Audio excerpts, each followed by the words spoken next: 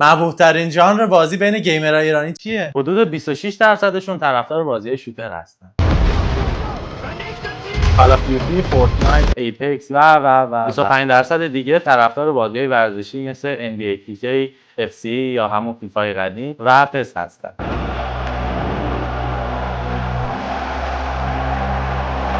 حدود 15% دیگه علاقه‌مند به بازی‌های ماجراجویی و داستانی هستن. Red Dead، God of War، Last of Us. Sometimes brothers make mistakes. اون 8% دیگه یه ذره خاصن. بازی‌های ترسناک دوست دارن. Resident Evil، Silent Hill، اینا. یه درصد اندکی هم میمونه که علاقه‌مند به بازی‌های فایتینگ و مسابقه‌ای هستن، مثل کراش، تیکن، مورتال کامبت، نید فور اسپید.